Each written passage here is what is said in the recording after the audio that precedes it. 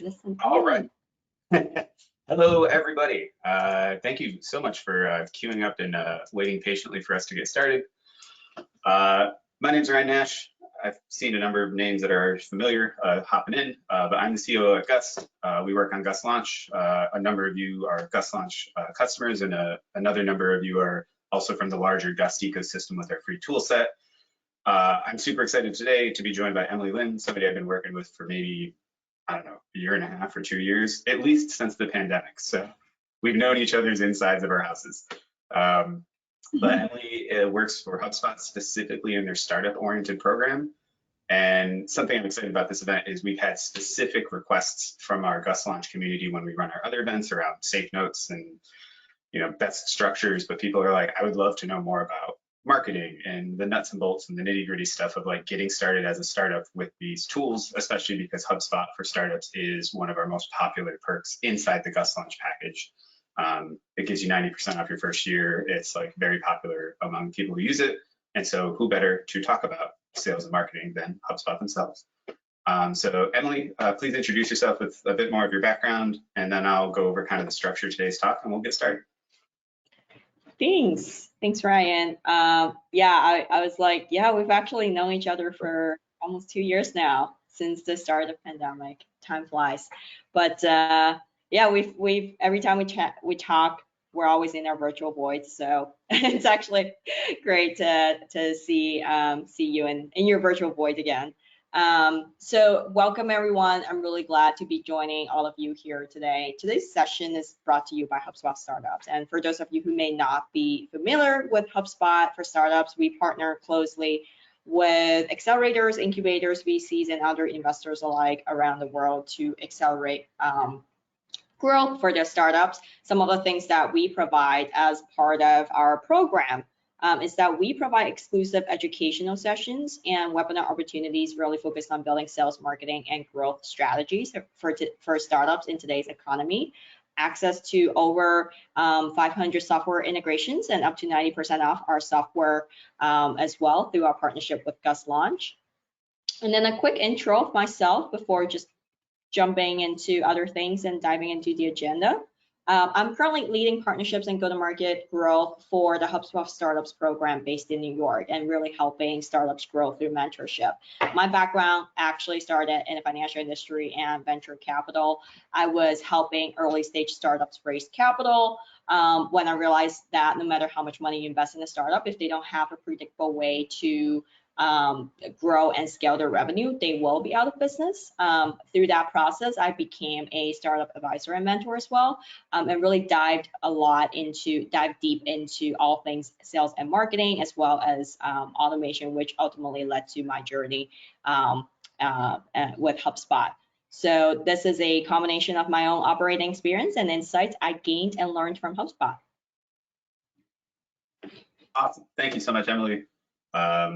And so to structure today's event, Emily's got a presentation prepared for us, but during the presentation, if you have any questions that are relevant or questions at all, put them in the Q&A. There's both a Q&A and a chat. GoToWebinar is not familiar with a ton of people in this Zoom era.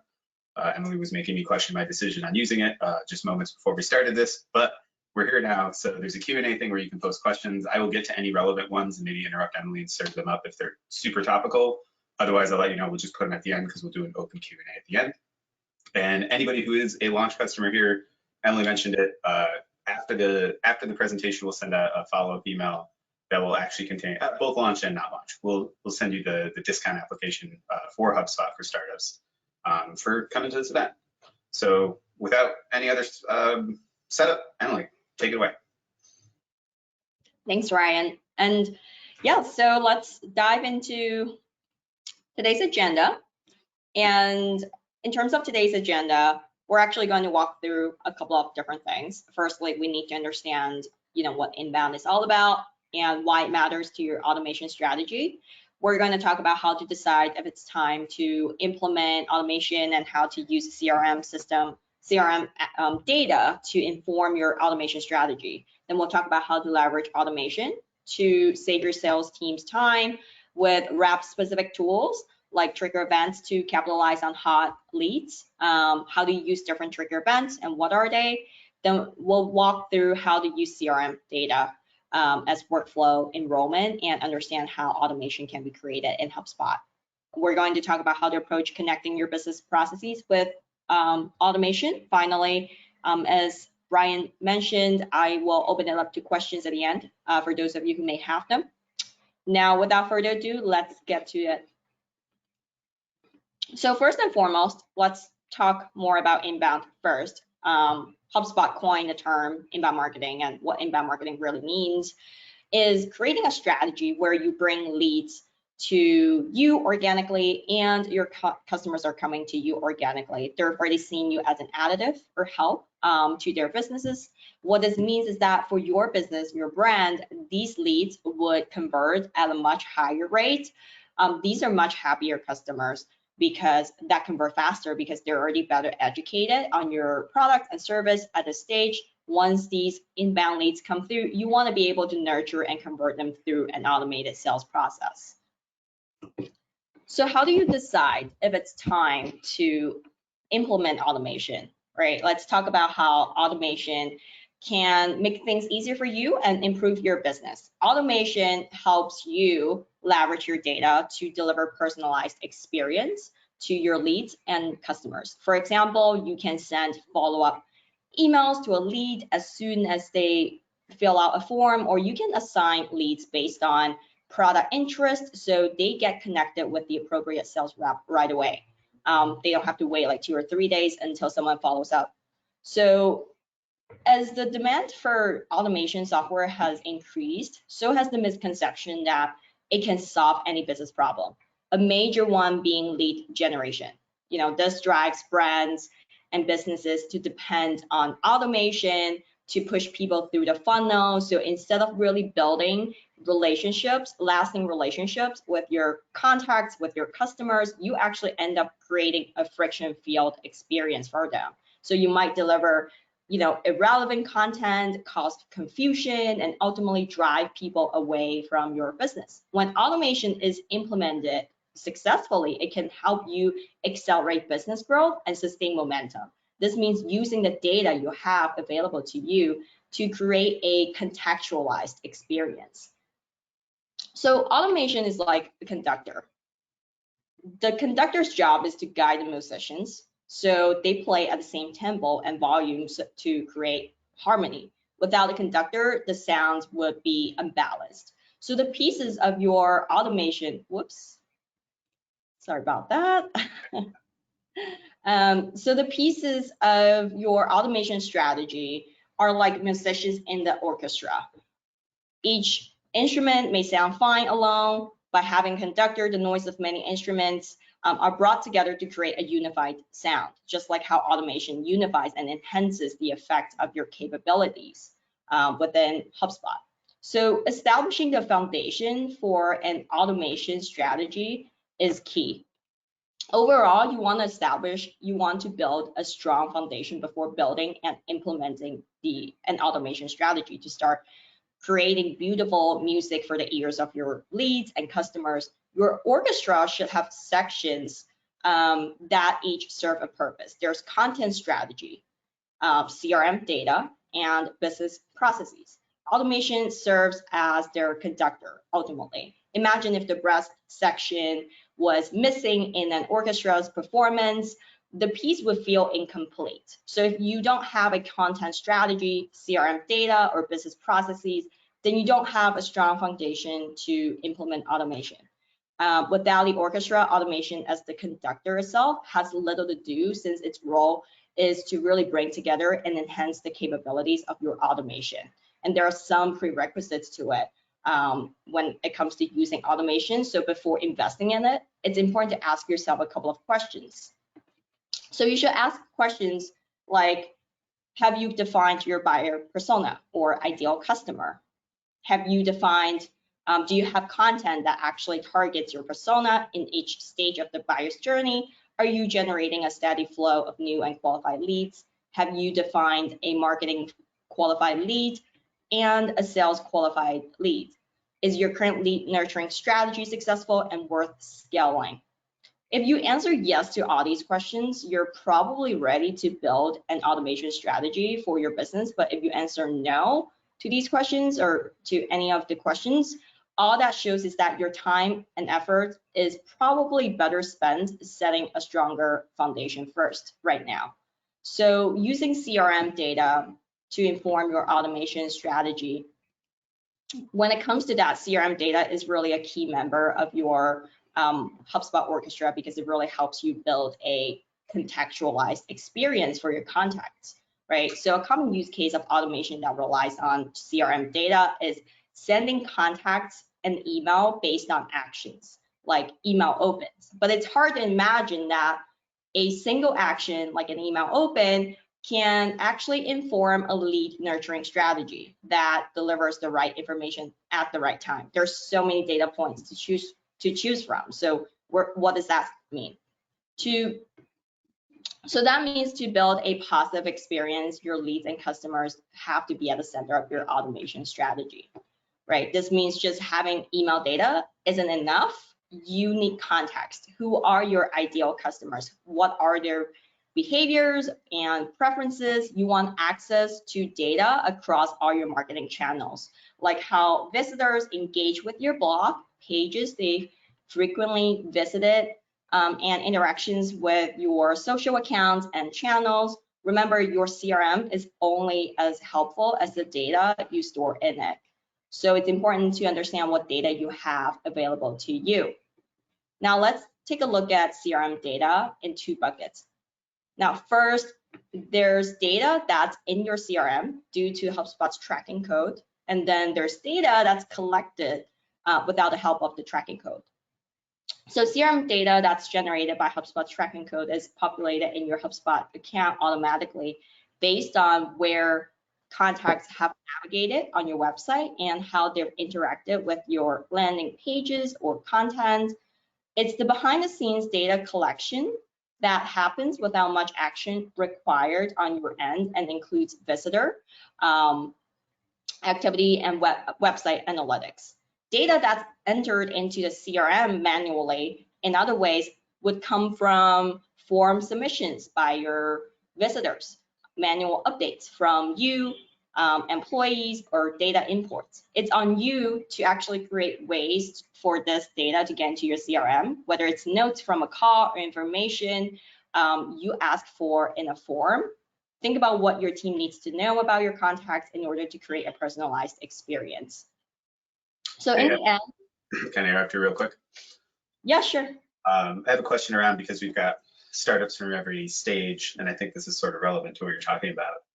If those previous questions you said, like, am I ready to pursue an automation strategy? If I answered no to a good portion of them because I'm still early on, what am I doing instead? It sounds like I'm still using a CRM to track things, but I'm not, trying to implement. I think we've all gotten the email that's like, hello, first name, that's completely poorly targeted. And that to me is like the screeching violin in a poorly conducted orchestra.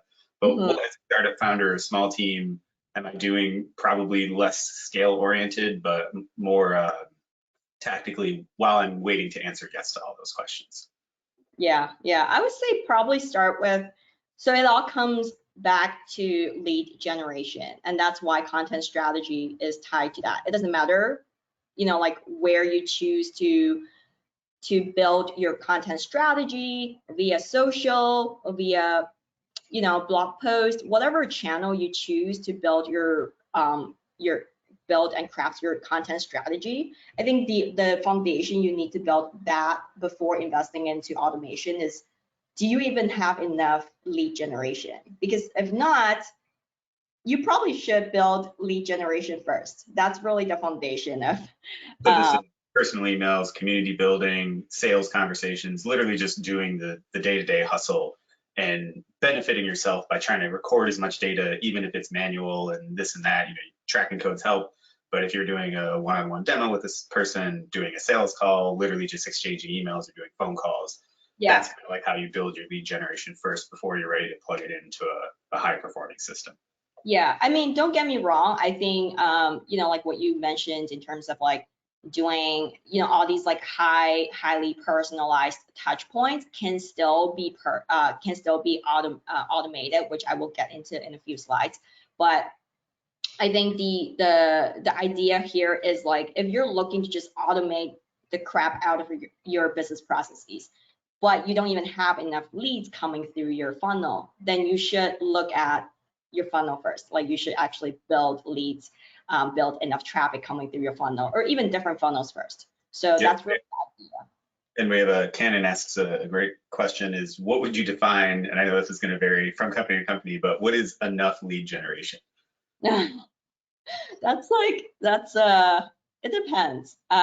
Lead generation, what is like, how, when you, I guess the question is more targeted in terms of like, you know, like how do you consider enough lead gen is enough, right? Yeah, I think from our perspective, it depends on your market. So if you're B2C, you're talking hundreds or thousands. If you're selling to consumers and your price point is probably low, you're going to want to talk to hundreds and thousands of people to get a signal. If your market is billionaires and you're going to advertise on Cessnas or like, you know, hot first class things, maybe you don't need to be talking to hundreds of billionaires. But basically, if you take your market and who your target client is, it's usually always more than you think it is. But there are some basic like tiers depending on, you know, who you're selling to. But getting that signal and that lead generation, you know, if you're selling enterprise software to startups, you know, you're somewhere in between thousands, not necessarily thousands, but probably a lot more than 50 or 10.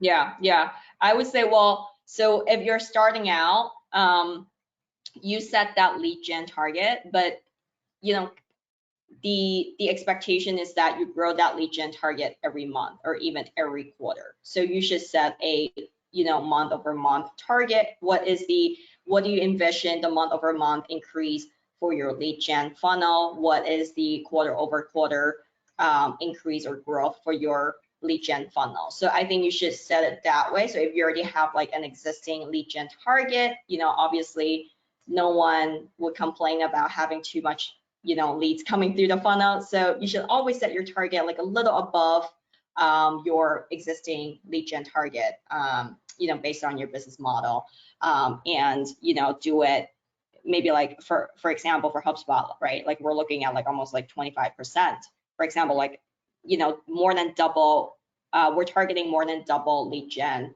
for like on an annual basis. And then if you break that down into monthly goals, what does that look like for you, for your lead gen funnel? Great. So carry away. All right. We good there? Yep. Okay, awesome. Cool. I love the questions. Thanks, guys. So the question here is, how can we leverage automation to help with optimizing the processes and increasing sales, right? So we talked about, I briefly mentioned that, but we'll get into that in just a minute. But there are actually a few different ways sales automation can really help your business, right? So first is, say rep specific tools. You know, sales reps really have a multitude of, I think I'm missing one slide. Oh, no, right here. So there are different ways of sales automation can take place and really help your business. I think rep specific tools, these are more targeted to, you know, companies and brands or businesses who already have established sales teams. They already have, you know, a couple of sales folks working on the team, but these tools essentially come down to, you know, analyzing where you can find inefficiencies and help your sales reps perform better. This doesn't just mean sales reps. It could mean anyone in a sales role, you know, or responsible for a customer facing role. This boils down to your understanding of where you or your people are wasting their time and where the efficiency can be achieved, as well as tools that can really help them automate their processes. So similar to what I mentioned earlier, I think one of the questions was pertaining to, you know, like, you know, some of that, how do you like automate some of that process, right? Like if you're still building that foundation. Second is business-wide automation. Does marketing have an easy way to communicate with sales? The purpose of marketing is to generate demand and pass it on to sales, right?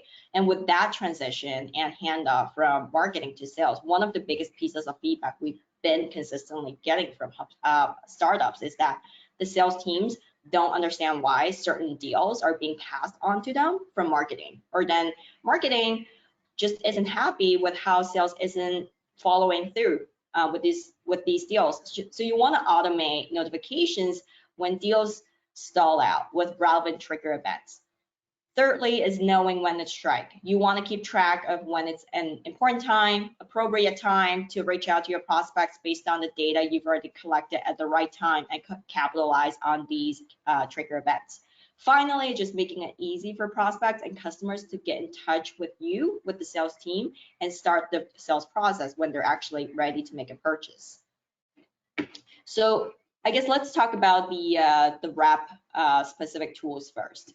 The purpose of these is to really help them spend their time where it matters most. It boils down to where salespeople, or maybe you're the one doing all the sales work today, where you should be prioritizing your time. Remember, your team's sales process is an important asset. You've built it so that you have an iterative process for everyone to follow. You don't want your new employees playing catch up when they join your team, as you expand your business and grow your team. So here's an example of getting insights into someone engaging with a prospecting email. Remember how we talked about a single action, like an email open can inform a lead nurturing strategy that delivers the right information at the right time from a few slides ago. Now what you're seeing here is a tracked email that has been sent to a prospect. This tells me that the prospect opened an email 14 times and clicked on the link 6 times. This is telling me a whole different story. It's unpacking a lot of insights for me. It's telling me that it's obviously important to them. It resonates with them, and they might have shared it multiple times internally with the amount of opens and clicks. One of the biggest pieces of feedback salespeople have is that, and startups have, is that they're reaching out to so many leads via email, but don't know who's opening that email. Then they follow up with a second email saying, hey, did you get my email? I'm checking to see if you're interested. What if you want to send to multiple emails? You want to send multiple emails to a prospect in a row, assuming they don't answer the first one. So this type of information really takes the guesswork out of the equation, giving you a whole picture of who's engaging and who isn't with your outreach. This tells me a very different story to another email, which says it's been opened 0 times and with no clicks. So if I send that email to a prospect, assuming the recipient's email address is correct here, but it's been opened 0 times, then there are a couple of things I would need to consider. So first is your subject line, right? Which may be sometimes very spammy, so it could have gone straight into the spam folder without being eyeballed at all. It happens all the time. Second is perhaps the person just didn't get to it. Third is your subject. That just doesn't resonate with them. They might have opened it once, never gone back to it ever since. They might have opened it once, read it, and just moved on. So to really increase response rates, try to personalize 30 to 50% of the content, but not more than that. Our data actually shows there are diminishing returns beyond this point. It tells me that, by the way, this tells me that this person opened the email for the first time at 11:26 a.m. So maybe that's a great time to give that person a call, schedule a proper meeting or a follow-up call. Now, speaking of the process of scheduling a conversation with a prospect, it can really feel like a tennis rally. I'm not going to spend too much time on this, but you know what I'm talking about. But with an appointment and meeting scheduling tool, you can go right from, hey, you want to connect on Monday at 11 a.m. to directly just getting a slot on the calendar. You can shoot the prospect a link to your schedule. They can see my entire calendar and choose any open time that works for them according to their respective time zone. I can also set just how much buffer I want to give to myself between meetings to ensure I'm not overbooked. And then the next thing I can do is to qualify with a set of predetermined questions when someone books a meeting. So in my specific case, I am asking them for their first name, last name, email address, and what they would like me to answer on a call. So I can set an agenda for a call depending on the nature of your business. And and come to the meeting prepared. You could ask 5 questions, 10 questions, depending on the nature of the meeting and your role, as well as your business. It depends on what type of sales process you want to lead here and what type of organization and business you are.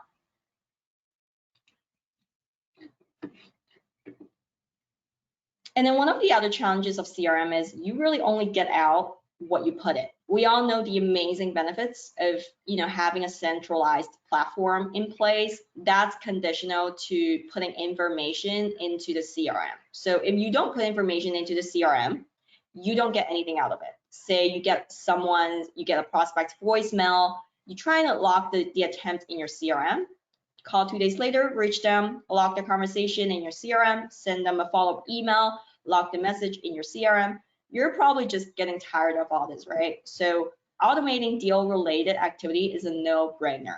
You should have a tool that will record your calls, meetings, and emails for you. In this case, you can see here, not only it's automatically logging information, but it's also tracking it. You can choose to track it or not.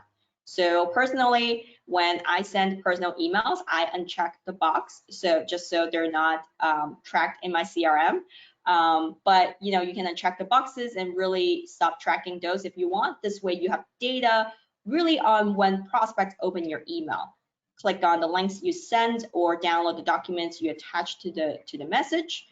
Prospecting, meeting confirmation, and follow-up emails usually don't vary a lot. So avoid copying and pasting messages over and over again, or even less efficiently. Typing out the same thing, same basic sentences over and over. You can do that by create email templates. You can build out master versions of the emails you regularly send to prospects, save them as templates, populate them as you go. You can quickly customize them to the specific recipient and situation before sending them off. The template feature here really allows you add personalization tokens. So details like the prospect's name, company, and job title are all filled in automatically. Alternatively, you can also build out a sequence, which is a whole sequence of events, tasks, or emails. One of the other, you can build out a sequence of emails, which goes first email, second email, and third email with breaks in between. We're gonna walk through a couple of examples of sequences as well as workflows. But you could also be attaching documents if you feel like storing a lot of presentation decks and documents on your computer and manually adding them in.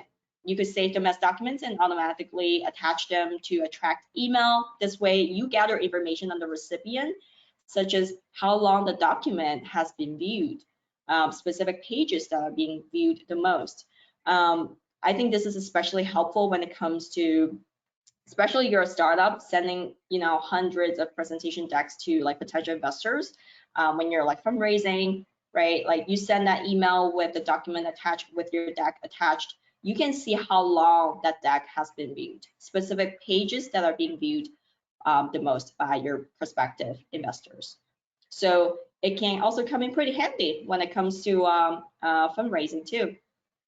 And obviously these are really small things, but trust me, they can add up when you're prospecting for 30, 50, 100, or even 1,000 leads every week or month. So the next I want to talk about is trigger events.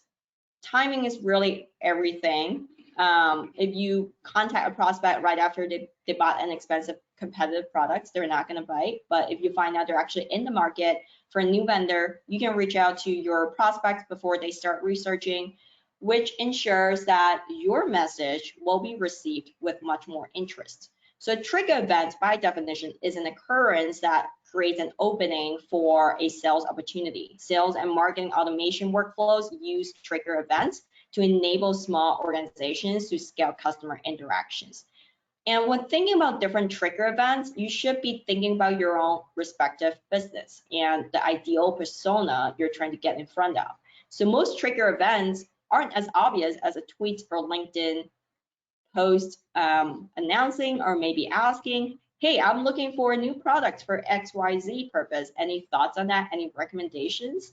So you will need to tune into the right channels first to detect the subtle shifts that can warm up a cold outreach. Your trigger events really pertain to who you're selling to and what your buyer persona is like. Do you sell to marketing teams, sales teams, performance teams? then look for specific trigger events that apply to that person, the industry, or company. So what do sales trigger events look like? Let's walk through a couple of examples.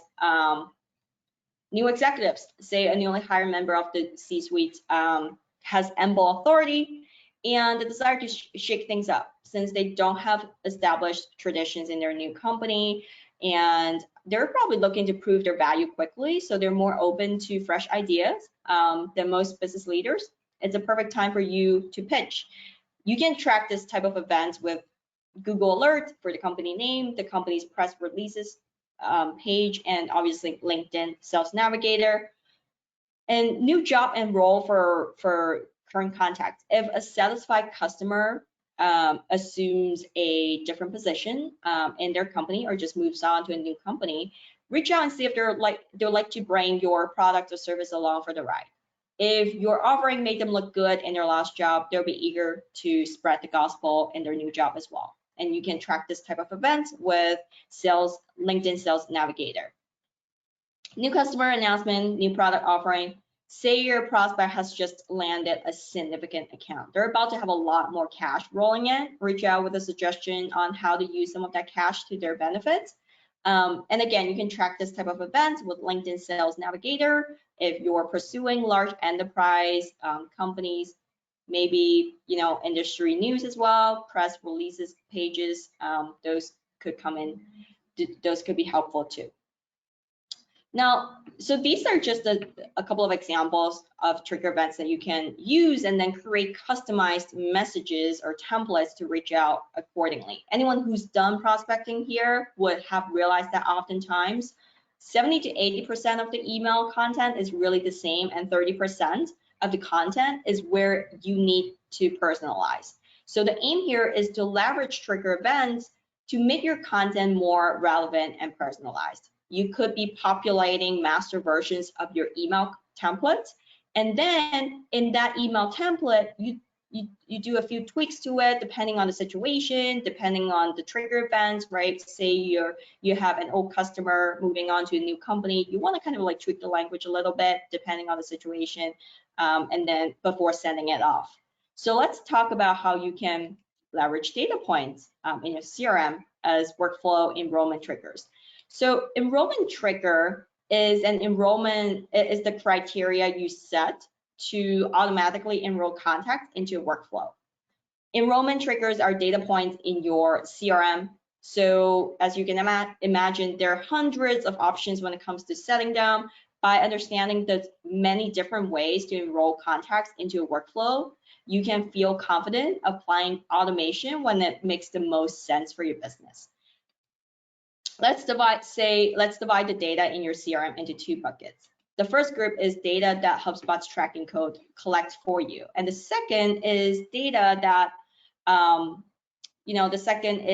you enter manually via tools in HubSpot. Data that HubSpot's tracking code collects for you, like original source and page visits. Source data tells you where your visitors are coming from. In HubSpot, this type of data is found in the sources report and is determined by the initial URL a visitor uses to first land on your website. You can use this data to create workflows that automatically enrolls contacts based on the channel that brought them to your website, whether that's organic search, social media, or something else. With data on page views, you can enroll contacts into a specific workflow based on factors like whether a lead has viewed a specific pricing page or website page during a time period and the number of times they visited that same page. For example, if a contact has visited your pricing page many times, you might enroll them into a workflow that encourages them to schedule a consultation. And again, this is not an annual enrollment. The workflow is triggered automatically. So that's all done automatically in, behind the scenes, like you don't have to do any of that manually. And data that you enter manually or data that enters your CRM via a tool, you can use imports, forms, lead ads, and other options. Most of the data in this category is entered by a person, whether that's you, your employee, lead, or customer. By knowing the range of data you have access to, you will be empowered to set the most effective enrollment triggers. You start to build an automation strategy with a targeted experience that really delights your leads and customers. And so moving on to a few use cases for business-wide automation tools. So most salespeople don't have time to update information in a CRM, right? Even though they're often required to. Time-consuming tasks like manual data entry, setting reminders, assigning accounts, and monitoring opportunities really get in the way of developing relationships and actually closing business. There are actually a ton of ways that both marketing and sales generate leads for potential new business, but all too often these leads fall into a holding pattern before rotated or transferred to the right point of contact. These are precious minutes, hours, and sometimes days wasted before your team can even reach these hot leads. So this is something many salespeople struggle with because they don't know what their prospects are actually doing or interested in. You can create workflows to automatically rotate leads based on any criteria you set, triggered by actions like page view notifications, form submissions, guidebook download, demo requests. These workflows really eliminate the time and efforts that goes into manually deciding, hey, who owns what and who owns every single new lead that comes through. They really free you up to focus on actually building a relationship and closing business. My recommendation here is to determine in what times you want to give sales and marketing these notifications and set a stage. And this is what a pricing page notification looks like in your inbox. Once you enroll your contact in your CRM and a workflow, your sales team will be receiving notifications like this one, so they can strike the iron while it's still hot and follow up in a timely manner. It consists of details from your prospects, CRM records, social media profiles, and companies, so you can see everything you really need to know before sending that perfect email at a single glance. Now, there's no need to open up a million tabs on your browser to discover what they recently tweeted about, their job title, or even the last page they converted on. Sorry, my cat just landed on my chair. Sorry for that. So I thought she was sleeping. Might have I might have woke her up, but going back to the workflow. Let me show you an example here.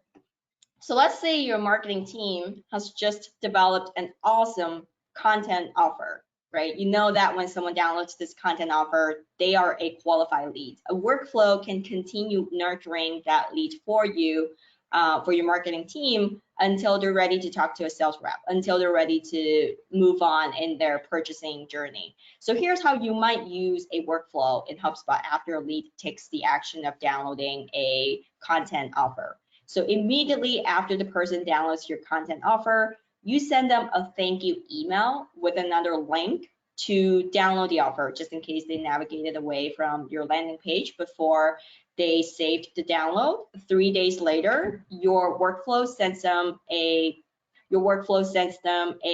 follow-up email automatically, asking if they have any questions, and provides another piece of content that will be relevant to them based on the content they've already downloaded in the first email.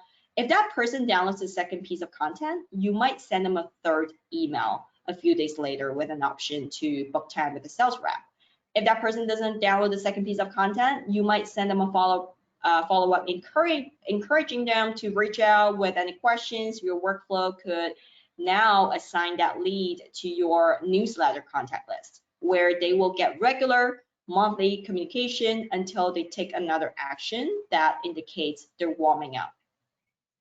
So this is a short example of a workflow. Yours can be much more in-depth than this, offering a variety of options based on every action that contact does or doesn't like, but this is an initial example that's a good use case for a basic workflow. Sequences and workflows.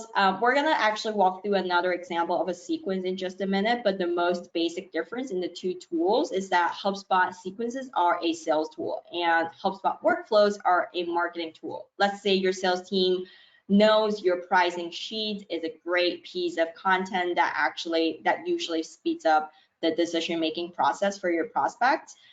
If they have a hot lead, they can use their pricing sheet sequence to automate that communication a little bit. This might look like your sales rep sends out the first email with that pricing sheet and a meeting link. That contact responds or books time to connect with the sales rep. The contact is now automatically unenrolled from that sequence. If they don't respond, another email might go out in 24 hours. This email might ask if the lead has any questions and prompts them to schedule time with the rep to follow up. And if they follow up, they are out of the sequence. If they don't, they move on to the third and usually final email, and the sequence ends there. So in terms of what the sequence looks like, here you can see an example of a sequence. What you can see here is step one, an email goes out regarding a product demo that the prospect has requested, followed by a step that involves a task. This could be a task for the rep to call or follow up, or for you to follow up, followed by another email that goes out after another 2 days. And then over in the bottom, you can actually add in more steps as you see fit. You know, step 4 or 5, as many as possible, as many as necessary, or you can increase the cadence between each of the sequence events. If you want to send multiple emails to a prospect in a row, assuming they just don't answer the first one, consider teeing up an email campaign, personalized to the prospect, choosing when they will send. You know, usually the best times to send are Tuesdays and Thursdays. Don't send Friday afternoon, of course. Adding personalization tokens for company and contact details, and finishing off with some unique details to make your message seem more human and relevant. Then choose to have the messages stop when the prospect responds. You can set your sales cadence depending on the volume of your leads, your persona, and what you think is the best for them. Now, put yourself in your prospect's shoes for a moment. If this was you, getting information, receiving, emails from a company about their product, services, wouldn't you prefer to get emails like this one over blast that you can tell they're sending to thousands of people? It feels more personalized to you. It feels tailored to you based on how you are interacting with the brand, with the company. It makes you much more likely to trust that brand and company down the road, and ultimately more likely to buy. So by automating this part of your sales process, you will be able to speed up your outreach to hundreds of prospects every week without losing the personalization element of it. And the way sequences— Quick question for the audience, Emily. Relevant to sequence, Kimber is asking, are there example sequences already set up in HubSpot that you can look at, or do you have to build them from scratch? It's a good question. Yes, there are. I think I answered like, I think so, because I think I've used them, but I'm going to throw it up to you. Yeah, well, there are actually, if I remember correctly. But yes, there are sequences that are already like there's a ton of sequence templates in HubSpot, also workflow templates. So if you're just like starting from scratch, you have the option to start from scratch, or you can just follow one of the sequence templates. There's so many use cases tailored to different businesses, and you can just choose one that fits and makes the most sense for your business. Yeah, I just looked into our HubSpot account. So we use HubSpot at Gust, but they have templates like recent conversations, product demo requests, prospecting, left a voicemail, unable to connect. So there's a bunch of stuff in there. Yes, yeah. So the ways sequences can be used are really highly variable, and you want to use them in your advantage. That being said, sequences make regular communication just a little easier. Your sales reps start with an email template that they can send straight out to the contact from their inbox, or customize as necessary for that unique contact. So follow-up is automatic, ensuring you keep that lead hot as they get ready to make a purchasing decision. And sequences are just a great method for, nurturing and closing hot leads. They're best sent individually to the leads who your team knows are ready to make a decision or move forward with the sales process. But using sequences or templates itself is not enough. As with anything that's being automated or scaled, it's equally important to measure its efficiency. So think about your, call to actions in your emails that will dictate the reply rate of your email sequences. Once you start enrolling contacts in your sequences, you can see a summary of all sequences and monitor each sequence performance. Analyzing their performance will tell you which sequences attract more replies and prompt more meetings booked, and which sequences may need to be customized further. If you want to keep your sales team laser focused on the best opportunities, you can also look at an automated lead scoring system. Lead scoring software uses demographic and behavioral data to really determine how qualified a lead is. So salespeople and companies know exactly which prospects to prioritize. And again, this is this is like a step up from if you don't have lead gen. I would just focus on lead gen right now. And then once you have enough leads, and if you start getting a huge volume of leads, that's when you can start looking at lead scoring and how to that helps you prioritize leads and prospects better. And so having enough information is crucial as well, right? So, and it needs to be the right information, from lead capture forms and data enrichment tools to online behavior and email and social engagement. There are just a ton of sources to pull from. But you want to make sure that you do have, you really have insights and visibility into how your sequences, how your email automation performs. Connecting business processes to workflows. So having clear business processes is an essential piece of your foundation for automation. By definition, a business process is really a set of actions or tasks that accomplishes an organization goal. The steps are carefully planned, tested, and implemented so they can be replicated easily. A series of tasks usually becomes a business process when it contributes to a bigger business goal and has been successful enough times that it's worth defining and documenting. So the question, oops.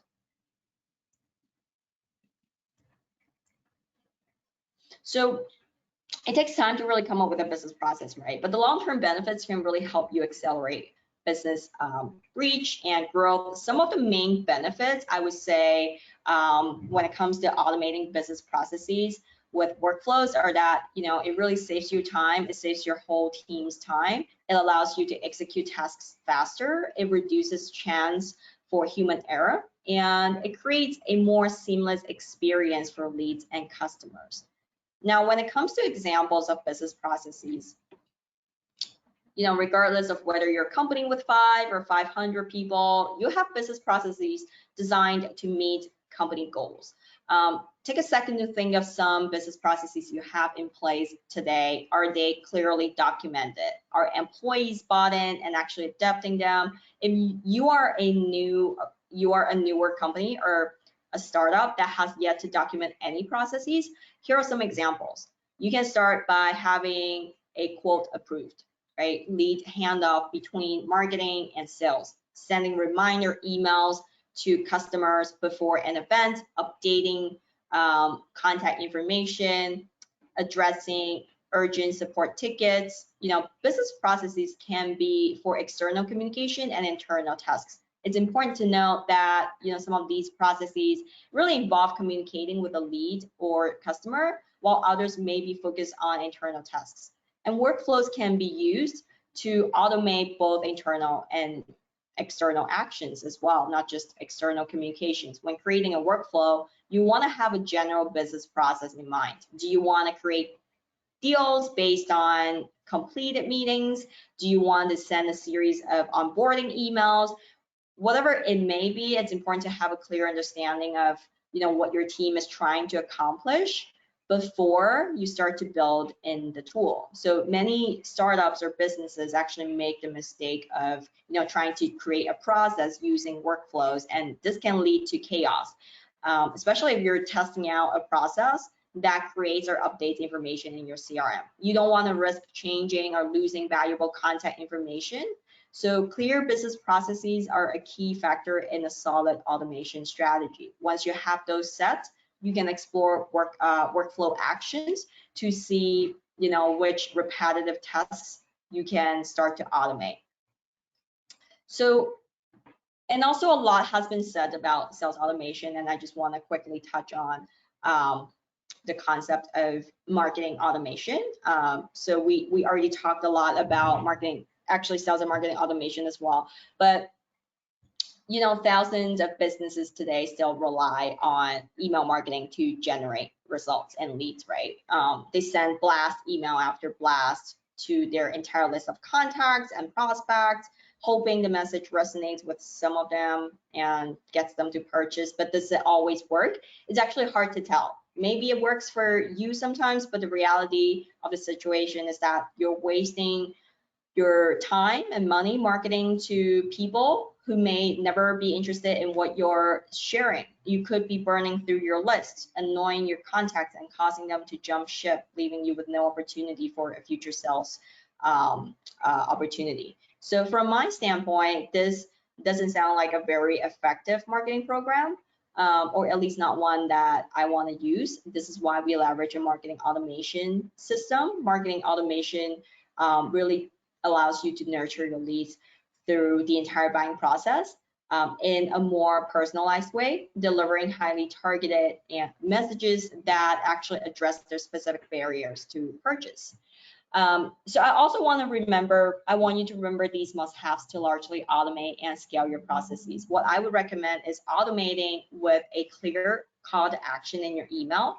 The CTA, the call to action, can involve a link to the sales rep's sales calendar. So your sales reps are getting meetings booked directly. And this is all happening behind the scenes, like no manual work needed. Second is if someone has taken one action in a series of sequences, but not the next or fallen out, think about what kind of related content you can send through to put it back on their radar. Right? You can actually have a lot of different workflows and sequences all work together. One workflow can trigger another, depending on how complex and robust your process is. And lastly, it's just viewing specific content which demonstrates buying signals. Right? Someone viewing your product or pricing page is absolutely vital to relevant parties involved with that prospect or account. Do you have the process in place to notify your sales team? Does your sales team or whoever is doing the sales work for your company, are you getting notified in a timely manner so that you can follow up? And like these buying signals are really trigger events. So that's the whole purpose of using these tools. But also, like anything, sales automation and automation in general can become too much of a good thing. You never want to automate every aspect of your sales process, like I mentioned with the email marketing, because then it will completely feel robotic to the prospect. As a human, you still want to add critical and irreplaceable elements to your deals, especially you're still in the early stage of your business and still building your book, depending on the nature of your business. So if you're blasting out automated emails by the thousands or using, just auto dialer, you really crossed over to the dark side, and you don't want to do that. Let's see. So we have a few minutes left. So what I will do is, there's also a worksheet. I didn't include it in this deck, but I can share it with you, Brian, afterwards. But there's a worksheet where it helps you to brainstorm your workflows that automate your processes. Think about what business process this action could help automation, and really walks you through the kind of data in your CRM today to help trigger this workflow. So that would be super helpful if you are, looking to really automate, leverage the data you have available to you in your CRM today, and then think about the kind of business process you want to build with the enrollment triggers. That would be, that worksheet would be pretty helpful to you. Yeah, if you pass that along to me, I'll include it in the follow-up email.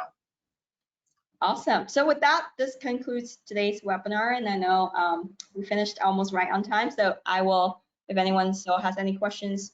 Yeah, we got most of them in situ, but we got one specific one again from Kimber that I held to the end.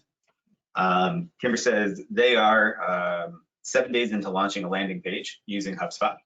So they're right here.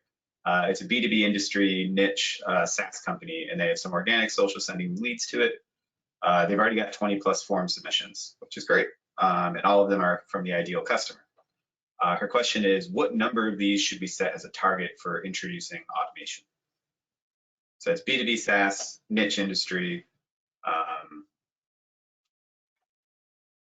I can even think of that one from our startup experience. B2B SaaS, I would say it depends probably on, I think one of the themes with Emily's conversation here is like automation is really, it slides into place once your sales and marketing people, which are often you as the founders in startups, start spending too much time on kind of like busy work in between having high value exchanges. So like if you're having, you're getting form submissions, they're leading to, whether it's calls or video chats or just back and forth on email, that is really high value as a human. Automation is when you start to pull your hair out because you have so many of these to get back to you. You can't remember the last time you sent so-and-so the message or the updated thing or anything like that. It's really like most things in startup realms, it's a forcing factor when you just have too much other stuff to do. Yeah. You want to start looking into automating it. I will say personally, sequences and tasks in HubSpot just help me be a better communicator. Just because it's like I have a tendency to like, oh, I forgot I was supposed to follow up with that person. So I use those even just as a personal person in my work life, not as like a automator of a sales and marketing team. Yeah, and also I would say just like a big point that I mentioned in my presentation is that if you have a contact, right, fallen out of the sequence, and you want to put them back on your you want to put you want to be able to think about what kind of other content you can offer and then put it back on the radar. You can even, if someone falls out of your sequence, you can maybe have them triggered, have another sequence triggered, a workflow triggered, so that way they are enrolled in your newsletter contact list. They won't be they're probably not interested in your product in making a purchase decision right now, but as long as they are in your, they are on your newsletter contact list, they are still getting like monthly updates from you, right? So at some point, you're still there. They might be making a purchase decision at some point, but you're doing all this work to continue to nurture, to warm up your contacts without doing any of this manual work.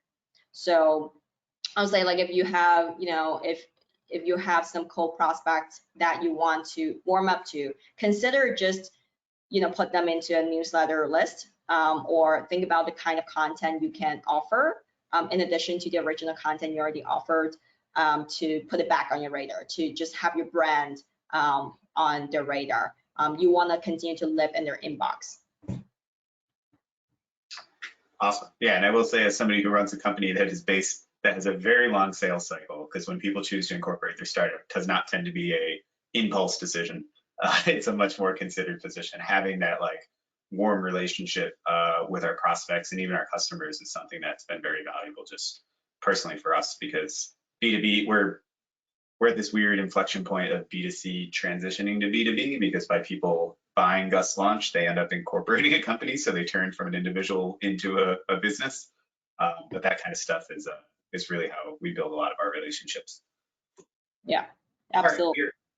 Sorry about that. We're at time perfectly. Thank you so much, Emily, for nailing the timing just with the questions. We're getting some praise. Kimber also really likes your cat. She says the presentation was amazing and so was the cat. I don't know if you noticed, but when you said navigating away, the cat immediately walked up to your thing. It looked staged. I'm just saying, maybe the cat gets paid by HubSpot. But thank you, everybody. This was Emily Lynn from HubSpot. She and I stay in close communication. We'll probably do another event more around investing your CRM in the new year because there's a lot of value you can get out of the tool. Obviously, we promote it heavily within our small selection of perks because we like to be best of breed with our perks, not just kind of a spray and pray. So if you haven't heard of HubSpot, if you haven't heard of Gust Launch, we're here to help startups. Check us out, both HubSpot.com, obviously, and HubSpot for Startups specifically, where you can get not just the tools and the automation, but education and stuff all around sales and marketing, which is something we don't care about. Well, we care about, but we don't have specialized in for Gust. If you need to run a digital company, a startup that's targeted for growth and equity ownership, check out Gust Launch. We start up thousands of companies and really run their back office so that they can pay attention to the important stuff like sales and marketing and building their product. Thank you all. And there'll be a follow-up link so that anybody who's attended can redeem the HubSpot for Startups discount through Gust. A one-time offer, I don't know, a salesperson. But it'll be good, and I'll also send out that info sheet Emily talked about. Any parting words, Emily? Yeah. No, I don't think I can put it better than you did. So thank you for having me today. And yeah, as Ryan mentioned, I know some of you are probably not Gust members yet. And, as a Gust member, you also have access to the 90% discount through our partnership. But we're going to do a 90% discount for those who attended the event today as well, who attended the webinar today as well. Obviously, we'll also include the resources used in today's webinar, like the deck, as well as the worksheet I mentioned. But other than that, yeah, hope to see you guys in the next webinar. Excellent.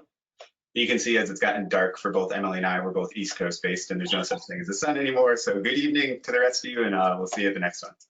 Thanks again. Thanks, Emily. Bye now.